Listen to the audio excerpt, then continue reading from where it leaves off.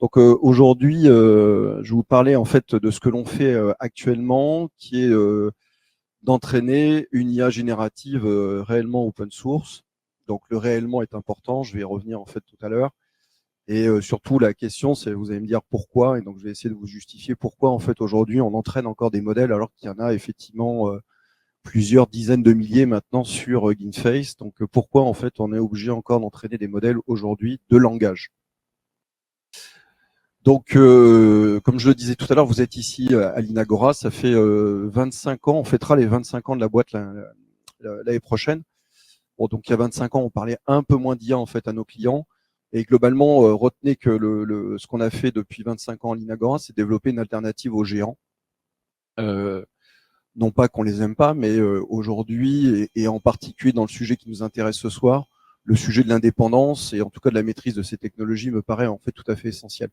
Moi, je veux pas trop que globalement demain le futur de mes enfants soit tout simplement guidé par des IA en fait qui n'auraient pas la culture ou la connaissance de ce que nous sommes en fait aujourd'hui. Voilà. Donc il y a plein de choses à l'Inagora, comme vous en doutez, 25 ans, on a fait plein de choses. Donc là, ce soir, je vous parle uniquement de ce qu'on fait dans le domaine de l'IA et de cette initiative en fait OpenLLM. Donc c'est pas une histoire récente. On a commencé à peu près en 2016 à s'intéresser à ça, mais effectivement, un peu comme tout le monde, ça s'est alors pas accéléré en termes de recherche, puisqu'on a toujours eu des travaux de recherche, mais sur la visibilité qui en a été donnée, un peu comme tout le monde, c'est depuis l'avènement en fait de ChatGPT qui forcément a mis un coup de lumière fait sur ces technologies qui existaient dans plein de labos de recherche, mais donc il y a eu en fait une mise à disposition de ces technologies au plus grand nombre très rapidement, ce qui fait qu'en fait aujourd'hui c'est devenu un sujet dont on entend parler tous les jours. Alors pourquoi en fait on entraîne un modèle? J'adore cette slide. C'est qu'aujourd'hui, en fait, ça devient des outils, soyons directs, hein, ça devient des outils en fait de géopolitique et de contrôle finalement de l'économie et demain de la pensée. Donc forcément, on a loupé pas mal de trains en fait ici en France et en Europe dans le domaine de l'IT. Hein, donc je vais vous éviter de se faire mal et de remuer le couteau dans la plaie, mais malgré tout, il semble qu'aujourd'hui sur l'IA, on soit pas en retard, 2, on ait pris le train au bon moment pour tout un tas de raisons, et 3, c'est que c'est le dernier virage, quoi. Donc celui-ci, si on le prend pas, globalement, on pourra que pleurer, puisqu'aujourd'hui, il faut le savoir, vous le savez certainement, mais 80% des requêtes que vous faites au travers de votre navigateur, en fait, dès le premier rebond, en fait, on est déjà sur une boîte US, donc globalement, même toutes les tentatives de cloud souverain et ainsi de suite, c'est de toute façon toutes les Cloudflare en fait, Flare ou en fait les technologies aujourd'hui de cache sont toutes US. Donc globalement, dès que vous tapez l'URL que vous avez fait entrer, vous êtes déjà en fait potentiellement dans un système en fait managé par les Américains. Donc ça veut dire que là c'est le dernier coup. Autrement, ça sera plus 80%, mais ça sera 100% demain. Et un des impacts, en tout cas de nous, qu'on va essayer de casser aussi, c'est de limiter cette dépendance avec les fameux GPU. Là, je voyais sur un tableau où il y avait cette tentative, enfin sur certains approches, en fait, d'être non dépendant des GPU. Et pour nous, c'est un élément extrêmement important puisque globalement, dans à peu près un mois, c'est ça, en fait, on est le combien là? Ouais. Ouais, 17, ouais. Donc un peu moins d'un mois, donc il y aura eu les élections américaines. Bon, il n'y a rien qui nous sécurise, ou en tout cas qu'on soit aussi bien considéré que les Chinois en fait, et que vis-à-vis en fait de l'executive order en fait de Biden en novembre 2023 qui a interdit à Nvidia de vendre la dernière génération des cartes GPU aux Chinois, pourquoi pas demain les Européens? Et donc si c'est ça, comment on fait pour entraîner des modèles et comment on fait pour tirer parti de ces technologies? Donc c'est vraiment premier élément, voilà, il faut faire attention. C'est vraiment un sujet qui dépasse uniquement savoir si on est contre les GAFAM ou pas. C'est vraiment un sujet civilisationnel. Deuxième aspect, alors on va pas faire de philosophie ce soir, mais quand même, Augustin tout à l'heure parlait des hallucinations.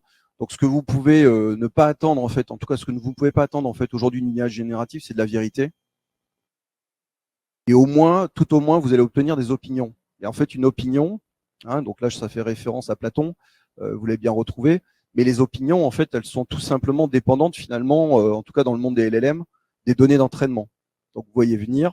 Et donc si en fait on plonge un peu dans le sujet, si on regarde en fait aujourd'hui les LLM, alors attendez, juste avant de passer cette planche-là, je vais revenir ici. Quelques petites questions. Qui a utilisé ChatGPT, Claude ou Perplexity dans les 24 dernières heures pour leur activité professionnelle? Levez la main, dénoncez-vous. Ok. La même chose à titre perso, pour écrire le petit mot, ok, pour faire l'invitation à l'anniversaire. Ok, très bien. Donc sur ces trois modèles, hein, ok. Est-ce que certains d'entre vous ont utilisé autre chose qu'un modèle de langage, donc plutôt en fait pour générer une image ou du son ou de la vidéo durant ces dernières 24 heures? Ok, les gros geeks, ok. Ensuite, et du coup, en fait, est-ce qu'il y a quelqu'un qui a utilisé un autre modèle de langage que ChatGPT, Claude, pardon, et Perplexity? Eh ouais, voilà, déjà, en fait, vous êtes trois. Ok. Ok. Bon, bah, vous voyez, donc on va discuter de ça. Bon, c'est simple aujourd'hui. Si on essaie de faire une photo de l'écosystème tel on l'a aujourd'hui, c'est que vous avez à peu près moins de 10% des modèles qui sont d'origine européenne. Et donc, concrètement, les trois qu'on a cités que vous avez utilisés durant ces 24 heures, en fait, elles sont tous de provenance en fait américaine. Ok.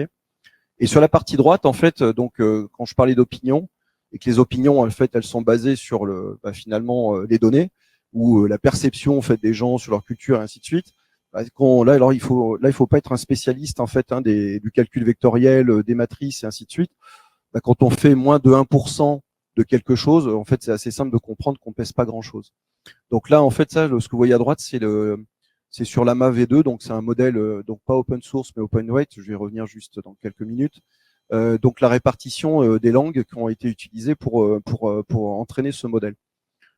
Alors quand on dit langue, une langue, je pense que tout le monde en est persuadé ici, hein, c'est plus que des mots, hein, puisque les documents qu'on utilise pour entraîner, pour fabriquer ces tokens d'entraînement, ils proviennent de quoi? Ils proviennent en fait des réseaux sociaux, ils proviennent effectivement parfois de documents, et je pense que tout le monde en fait est convaincu que la perception du marché, des valeurs, elle est un peu différente en fait du crédit social qui existe en fait en Chine, ou en fait du business à outrance sur les données publiques, les données privées fait par les GAFAM. Donc globalement, on a aussi un problème en fait du coup de, de diversité, de représentativité en fait dans les modèles que vous exploitez aujourd'hui. Alors vous voulez faire un test? On pourra pas le faire ce soir, mais je vous mets au défi de faire deux petites expériences. Mais en fait, la première est intéressante, c'est dessine-moi une maison. Alors c'est assez simple. C'est donc alors bon, donc le challenge en fait, c'est effectivement de lui faire dessiner une maison pour par exemple une famille de 5 personnes qui habiterait pas loin d'Arras ou en Alsace. Donc je vous mets au défi en fait. Donc là, vous savez, dans ChatGPT 4, maintenant vous avez donc Stable Diffusion en fait qui est utilisé. Donc vous pouvez en fait faire générer des images. Donc allez-y, hein. Vous pouvez essayer, hein, si ceux qui ont l'application sur téléphone. Si vous y arrivez d'ici la fin du talk, quelques bouteilles de champagne, vous repartez avec une bouteille de champagne de la cave. Parce qu'en fait, sur la langue, c'est difficile en fait de déterminer si un modèle il a été bien entraîné ou pas, ou savoir si les données, les opinions diverses, elles sont présentes dans le modèle, puisqu'on parle en milliards de tokens. On va y revenir juste après. Et globalement, si on arrive à démontrer qu'on n'arrive pas à générer une image qui est représentative en fait de quelque chose qu'on a envie de faire représenter par le modèle, on se doute bien qu'effectivement, c'est parce que les données n'ont pas été présentes au moment de l'entraînement. Et donc alors, il y a tout plein de questions, il y a tout plein de tests. Vous avez certainement fait vos tests, mais bon, comme nous, on est dans le monde de l'informatique, moi, j'utilise toujours ce cas-là. Voilà, quel est le premier micro-ordinateur personnel disponible en fait sur le marché? Forcément, les Américains, en fait, ils ont pas trop envie de savoir qu'effectivement, le premier ordinateur en fait personnel qui a été disponible commercialement sur le marché, c'est pas l'Altaïr, mais c'est un Bull Micral N. Alors bon, il y a certains anciens du siècle précédent qui ont connu. Mais effectivement, et en plus, bon, quand vous lui posez la question, il vous répond en fait l'Altaïr 8080. Alors effectivement, ça se joue à quelques mois, mais globalement, bah, forcément, même si dans ChatGPT, l'information, elle est présente, sauf que si vous faites moins de 1% par rapport en fait à 90% qui disent que le premier micro-ordinateur, c'est l'Altaïr, bah forcément, comme c'est des modèles statistiques, voilà, il faut, c'est inéluctable. En fait, vous avez une réponse en fait qui est erronée. Donc le problème en fait de l'entraînement, c'est que donc nous-mêmes maintenant que nous sommes producteurs de modèles, je vais vous expliquer la démarche, mais de façon indirecte ou directe, alors on n'injecte pas des biais, mais on injecte des préférences. Parce que dans le choix des données que vous faites au moment de l'entraînement, bah, vous influencez les résultats en fait du modèle. Alors c'est un casse-tête, hein, parce que vous allez me dire, je pense, est-ce que là, là on peut faire l'exercice là, est-ce que Wikipédia, vous considérez en fait que la qualité des données de Wikipédia en fait elle est bonne? Qui considère que c'est OK? Il y a vraiment les intégristes qui disent non, OK. Mais bon, mais globalement, en fait, on pourrait considérer que les données, en fait, elles sont plutôt de qualité et plutôt une source sûre. Parce qu'en plus, elle est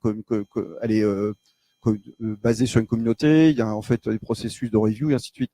Bah, globalement, et aujourd'hui, tous les modèles que vous avez utilisés au moins une fois dans votre vie, en fait, utilisent les données de Wikipédia.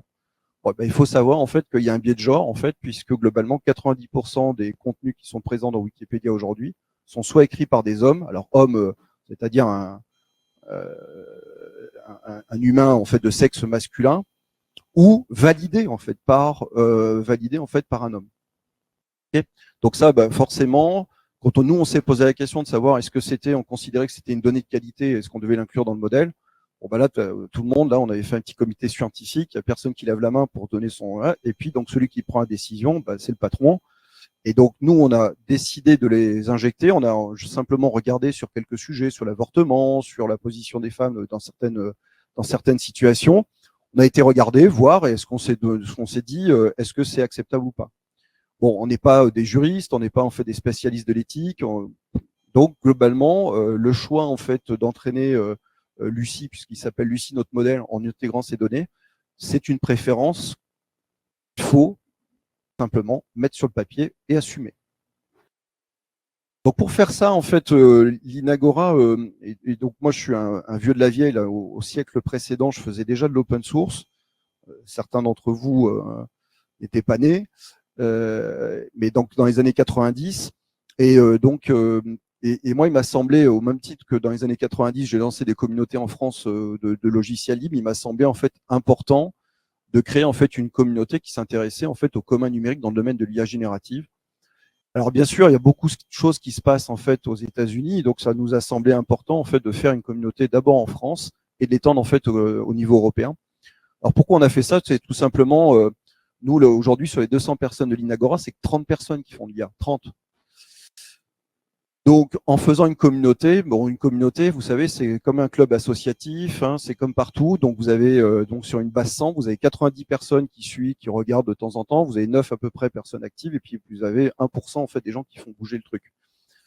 Bah là, en fait, sur 800 personnes, hein, puisque c'est le dernier décompte qu'on a en septembre, bah, 1%, bah, ça fait quand même 80 personnes en fait aujourd'hui qui travaillent en fait avec nous, que je rémunère pas, et qui sont en fait en plus des spécialistes, puisque du coup ils sont issus en fait de labos qui ont travaillé sur l'entraînement de Bloom, peut-être un modèle que vous avez connu, qui travaillent en fait au GenC, qui nous donne accès en fait à la machine Jean Z dont je vais vous parler juste après. Enfin bref, ça démultiplie en fait l'effort et les capacités en fait d'un acteur comme l'Inagora à développer. Et en plus, ça permet de démontrer qu'il ne faut pas lever des centaines de millions, voire des centaines de milliards pour entraîner en fait un modèle de langage. Donc notre réponse, vous l'avez compris, elle s'appelle Lucie. C'est une volonté. Notre premier modèle s'appelait Claire. Donc nous, j'ai rien contre Albert, Alfred, Lama. Bon, mais on s'est trouvé je trouvais que c'était assez sympa en fait de prendre des prénoms féminins. Et donc du coup, bon, il y a beaucoup de symbolique autour bien sûr de Lucie, alors que ça soit Lucie IE ou Lucie Y. Bon, sauf que effectivement, ceux qui disent que c'est un peu notre ancêtre, vous savez très bien qu'il y a aujourd'hui c'est assez remis en cause.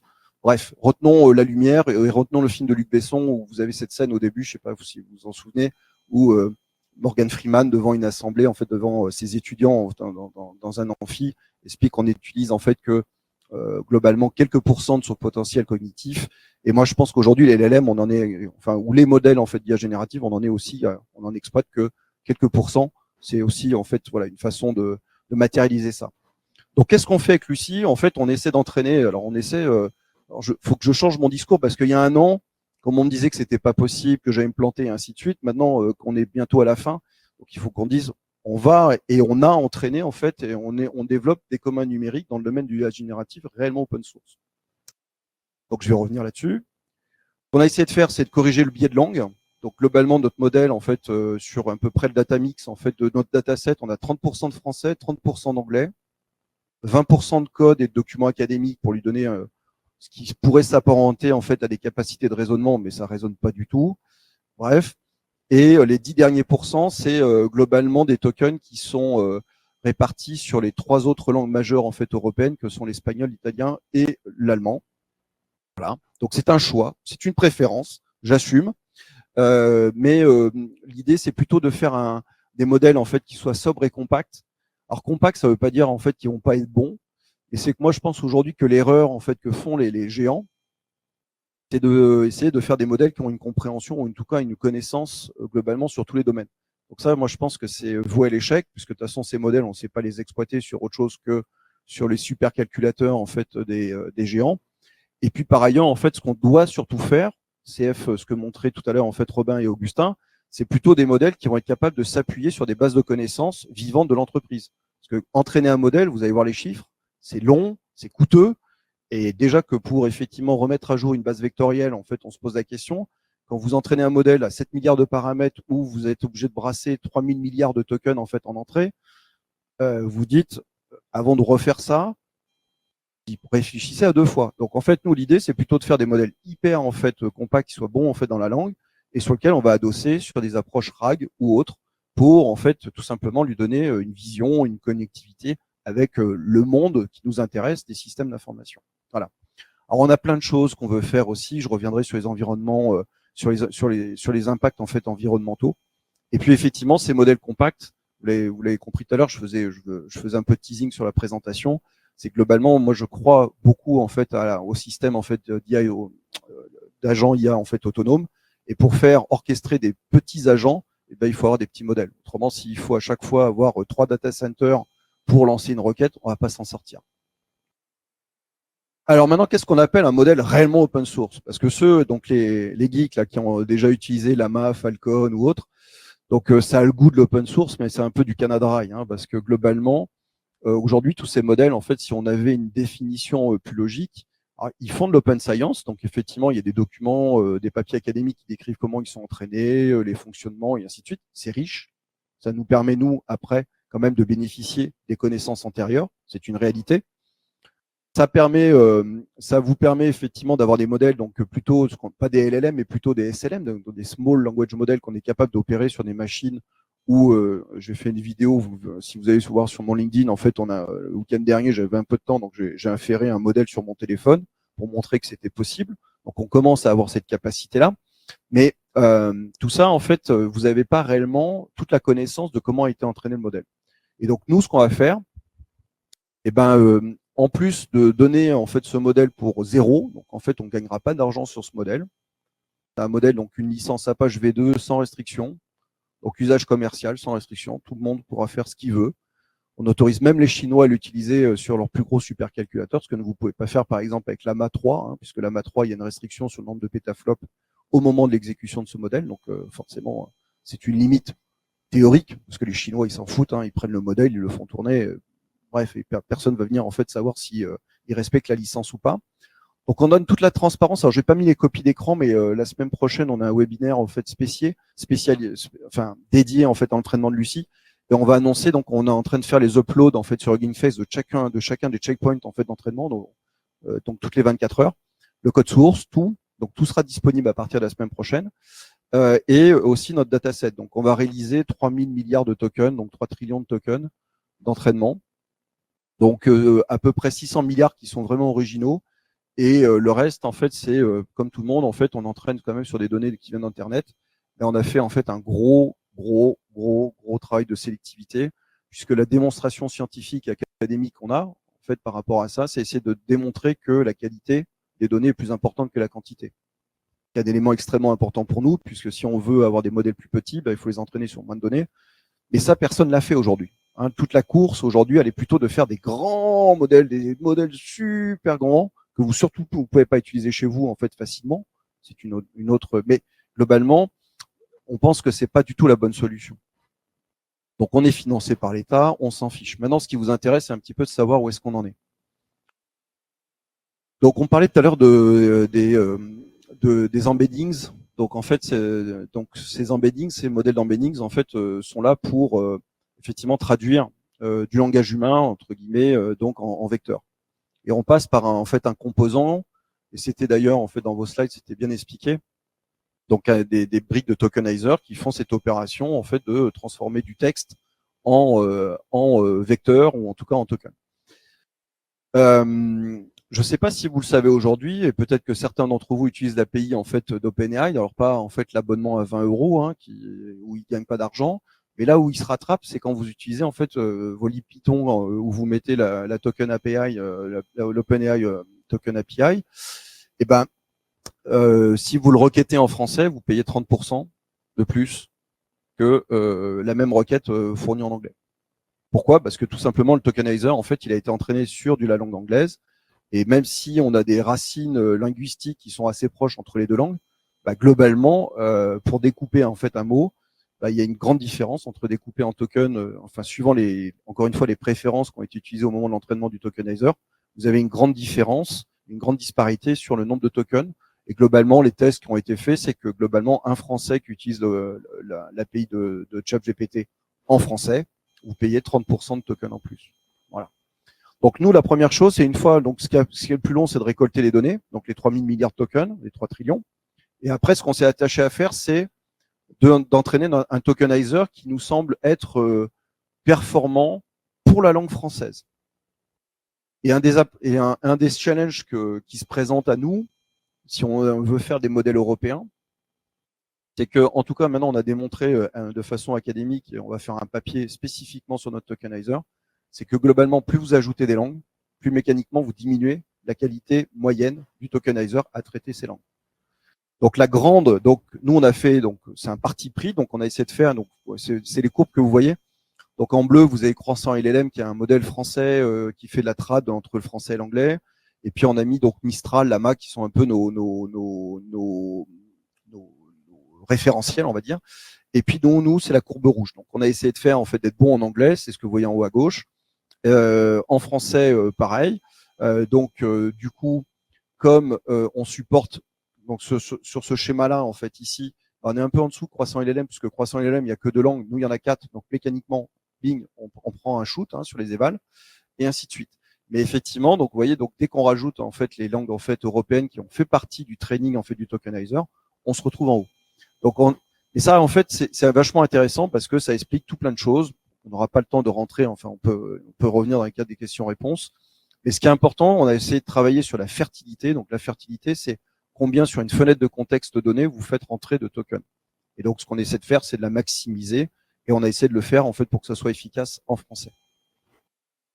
Alors ensuite, il faut, vous savez, pour fabriquer une IA, il faut 3 choses. Il faut des cerveaux, donc ça, on en a. Je vous ai dit, en plus de ceux de l'Inagora, donc on a créé cette communauté. C'était quand même un premier enabler. La deuxième chose, il faut des data. Alors ça, c'est effectivement, c'est un gros sujet. On pourrait presque écrire un livre en fait là-dessus. Et troisième chose, il faut des ressources computationnelles. Donc les ressources computationnelles, c'est ces fameux GPU. Donc le fait de faire la science ouverte et puis d'être sur un projet open source, ça nous a donné la possibilité d'utiliser cette fameuse machine Jean Zay, donc un supercalculateur, un des supercalculateurs qu'on a en France. Et cet été, donc il a été upgradé pour qu'on ait en fait effectivement ces fameuses cartes à champ dont vous avez rêvé. Donc il y en a 1474, prix d'achat 40 000 € pièce. Et voilà, donc c'est effectivement des gros budgets. Ça répond, c'était des annonces qu'avait fait le président en fait en 2023. Et donc un réinvestissement à peu près de 50 millions pour upgrader en fait les systèmes des supercalculateurs français pour pouvoir faire de l'IA chez nous et pas utiliser en fait Amazon Bedrocks ou en fait les services en fait d'entraînement hors de France. Et nous en fait actuellement on est le plus gros projet qui traîne en fait dessus. Donc on a 128 nœuds, 4 GPU donc des H100 pour nous, donc ça fait 512 GPU qui tournent. Donc pour vous donner un peu des chiffres, Donc, par tranche de 24 heures, on brûle à peu près 12 278 heures GPU. Donc, c'est vraiment, on cumule, en fait, on multiplie en fait les 24 par les 512. Hein. Et pour entraîner un modèle, donc Lucie, ça sera un modèle 7B. Donc, pourquoi un modèle 7B? Parce qu'en fait, c'est notre premier modèle et on voulait avoir une base de comparaison avec Mistral 7B, avec Falcon 7B, avec Lama 8B, enfin, pratiquement ces modèles, une sorte de caractéristiques. Alors, il ne fait pas tout à fait 7, hein, c'est un abus de langage, il fera 6,8 milliards de paramètres. Mais globalement, voilà. Et donc, pour entraîner un modèle comme ça, c'est 700 000 heures GPU. Donc, globalement, et puis alors en plus, on a eu des problèmes d'électricité, tout ça, en fait. Donc, enfin, les gens qui font de l'informatique dans la pièce, bah, les GPU, c'est comme tout le reste, de temps en temps, ça marche. Mais globalement, voilà. Là où on en est, donc ça, c'est les chiffres d'aujourd'hui. Je vous ai pris la courbe de l'os, en fait. Donc la courbe de l'os, c'est quoi en fait, hein? Donc ici en abscisse, vous avez le nombre de tokens. Donc vous voyez en fait, on a 2 milliards, enfin 2 trillions, 2,6 trillions. Donc on touche au bout, hein. Donc pour les matheux, donc bah, il reste à peu près 400 milliards pardon de tokens. Vous divisez ça par les nombres d'heures GPU, puis vous avez à peu près calculé notre TA. Donc on pense qu'en fait dans 3 semaines, en fait, on aura fini l'entraînement du modèle fondation, puisqu'un modèle fondation, après ça fait pas grand chose, ça vous fait que prédire le mot suivant. Donc globalement, ça vous sert à rien, ça sert à rien à personne. Après, il faut lui dire en fait le modèle, qu'est-ce qu'il doit faire. Et donc généralement, la première instruction qu'on lui dit, c'est merci de savoir répondre à une question en fait formulée par un humain. Donc faire en fait ce qu'on appelle un chat instruction. Donc ça va nous prendre encore un mois. Donc l'idée, en fait, globalement, 3 semaines, un mois. Donc l'idée, c'est quand même d'ici la fin de l'année qu'on ait la release en fait du modèle. Voilà. Et donc la courbe de l'os, alors pour ceux vraiment qui sont spécialistes, on pourrait rentrer dedans. Mais aujourd'hui, en fait, si on regarde la courbe de l'os en fait d'un lama 3 points, on est plus efficace. Ce qu'on mesure en fait, c'est comment dire la distance en fait par rapport à des valeurs de référence. Et plus on se rapproche effectivement de nos valeurs de référence qu'on observe en fait avec cette asymptote qu'on va chercher, et plus on l'atteint rapidement, plus on a un modèle en fait efficace à l'apprentissage. Il peut être nul à la fin hein, sur la génération. C'est simplement qu'on a du code qui fonctionne bien et le data mix qu'on a choisi et la répartition, les algorithmes, en fait, les hyperparamètres et la façon dont on a réparti les travaux sur les 512 GPU, ça tourne et on est bon. Pour vous dire, même Nvidia qui est en train d'entraîner un modèle sur Jean Zay pour démontrer en fait un peu le savoir-faire français, blablabla, blablabla. Ils sont un peu jaloux de nos chiffres en fait aujourd'hui. Donc on pense qu'en fait on a aussi réussi à acquérir en fait cette capacité à entraîner des modèles. Donc c'est pas réservé uniquement à Llama, OpenAI et à d'autres. On sait faire en France, on sait faire en Europe. Donc là, tous ceux qui disent que en fait c'est pas possible, nous on va apporter la preuve formelle en fait que c'est possible. Et donc globalement les évals, alors les évals en fait tout ça en fait tout ce que je vous montre là, c'est tout est faux. Pour deux choses. Un, c'est parce qu'en fait, aujourd'hui, on ne traîne que, on ne fait ça que sur notre checkpoint. Donc, globalement, toutes les 24 heures, on fiche une version de modèle fondation. On prend en fait le modèle résultant, hein, donc ça ressemble à en fait un modèle tel que vous pouvez le télécharger pour ceux qui ont déjà testé en fait des modèles comme Llama que vous avez pu inférer peut-être sur vos machines ou sur des serveurs. Ça ressemble à peu près, mais donc il n'a pas été instruit. Et la problématique, c'est que comme nous, on a un modèle français, il y a très peu de benchmarks dans le monde aujourd'hui qui benchmarkent des modèles en français. Donc, on compare des choses qui sont difficilement comparables. Mais ce qu'on essaie de regarder, donc les petites, je ne sais pas si c'est visible pour tout le monde, mais donc les petites étoiles, en fait, c'est la représentation en fait des modèles à la fin de leur entraînement, après une phase d'instruction. Donc, eux, en fait, ils ont un avantage aussi parce qu'ils ont été instruits en fait à répondre à des demandes humaines. Et en fait, donc nous, c'est la courbe bleue. Et ce qu'on observe, c'est de savoir en fait finalement comment ça évolue. Et donc, on voyait, alors c'est difficile d'avoir une analyse, ça peut être que partiel, puisqu'en fait, faut savoir qu'il y a tout le monde triche. Tout le monde triche, parce qu'en fait, un modèle, quand vous finissez l'entraînement, vous lui faites voir les données du benchmark. Parce que le modèle, en fait, il se souvient mieux de ce qu'il a vu à la fin. Donc, tous ceux qui se battent pour avoir sur le MLLU, en fait, le 0,01 de plus que le petit copain, c'est assez simple à faire. C'est tout simplement, à la fin, de le bourrer, en fait, des données d'entraînement qui sont basées sur les questions, puisque souvent, en fait, les benchmarks, c'est des questions-réponses. Donc, c'est vraiment, vous me permettez l'expression, à chier comme système d'évaluation, et c'est ça qui donne un peu le benchmark dans les top leaderboards que vous pouvez avoir sur Hugging Face et tous les autres. Et globalement, tout le monde triche. Donc ça s'appelle, alors on a un terme scientifique pour ça s'appelle lanneling. Donc globalement, c'est essayer d'optimiser en fait à la fin pour que le modèle soit plus performant par rapport à une tâche donnée. Et globalement, la tâche donnée aujourd'hui, c'est simplement de dire je prends les données des benchmarks pour être en haut du top leaderboard. Waouh, super cool. Bref, mais donc ça, nous, on va faire ça aussi un petit peu parce que globalement, ça quand même, il faut jouer de ça. Mais en tout cas, ce qu'il faut retenir, c'est qu'il faut surtout lui faire voir des maths à la fin. Hein, sur l'entraînement, c'est recommandé. Donc pratiquement sur les 10 derniers pourcents en fait de l'entraînement d'un modèle, il faut plutôt lui faire revoir des tokens qui sont issus plutôt du raisonnement, parce que ça lui rappelle qu'avec tout le truc qu'on lui a mis en fait en visibilité, ces milliards de tokens qui ne sait pas trop à quoi ça correspond, de lui redonner en fait une structure en fait d'analyse en fait de ces données, de refocuser son attention sur en fait les choses.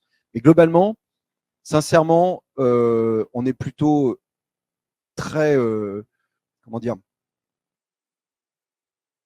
moi je suis très fier en fait de mes équipes parce que globalement les mecs qui passent les jobs ici, alors je dis les mecs parce qu'on a on a des gens, des filles qui ont travaillé sur la partie data, mais j'ai 2 gros geeks en fait qui passent en fait les commandes parce que c'est des jobs de toutes les 20 heures, hein, donc faut les lancer, enfin voilà, donc j'ai vraiment 2 mecs aujourd'hui qui en fait font ça, et voilà, donc comme je sais que c'est enregistré, Jérôme, Olivier, ça c'est pour vous. Mais après, donc effectivement, ça demande d'autres compétences dans l'équipe, mais voilà, ça veut dire que c'est possible, et effectivement, ces données en fait sont vraiment très encourageantes. Voilà. Bon, les cas d'usage, je vais passer rapidement. Nous, en fait, les cas d'usage, retenez qu'on ne fera pas tout ce que font les autres modèles. Donc, par exemple, ChatGPT dans un truc pas connecté à Internet et qui s'exécute sur un PC, c'est pas possible. Bah, nous, c'est ce qu'on va faire. Le financement qu'on a obtenu de l'État, c'est plutôt de dire, en fait, vous allez travailler pour le monde de l'éducation. Ça va bien. Moi, je préfère quand même que mes gamins qui sont en 3e et en 6e, ils aient en fait des modèles, parce que comme vous, ils les utilisent, hein, et qu'ils aient plutôt en fait des connaissances ou en tout cas des éléments qui soient générés sur un peu notre culture, nos valeurs et ainsi de suite. Voilà. Donc en fait, la spécialisation éducation, et sincèrement aujourd'hui, c'est pour ça qu'en fait, on peut dire ah les profs en fait au collège, machin, ils sont nazes. Mais en fait, non, ils sont pas nazes. C'est simplement qu'ils se refusent. Et je pense que c'est sain d'utiliser en fait des trucs qu'on ne maîtrise pas. Ok. Donc ceux qui disent qu'aujourd'hui l'éducation nationale ne fait pas assez d'IA, bah, vous êtes sympa, mais en fait, il faut déjà leur donner les outils pour qu'ils le fassent correctement. Donc c'est aussi ça qu'on essaie de tacler.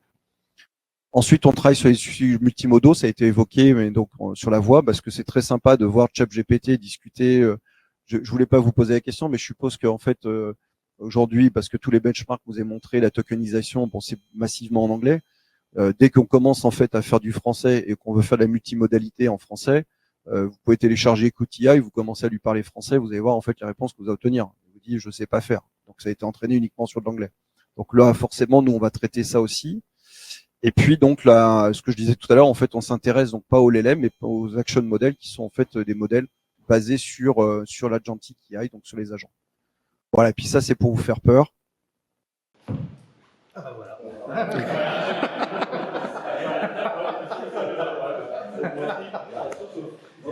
Tu piotes là-dessus, Vous n'auriez pu arrêter l'entraînement. c'est la télé. Non, non. Tout ça pour vous dire, pour terminer, qu'effectivement, c'est quand même assez rigolo. On s'en souviendra. Des chiffres, vous savez qu'en fait, maintenant, les sociétés, quand même, on doit produire nos indicateurs en fait, pour responsabilité sociale et environnementale, donc ça s'appelle CSRD. Et globalement, si vous prenez en fait les bilans de Microsoft en fait, entre 2021 et 2022, plus 30% de consommation d'eau. Bah, là, c'est pas les chiffres, c'est pas Michel Sauvé qui a des chiffres. Hein.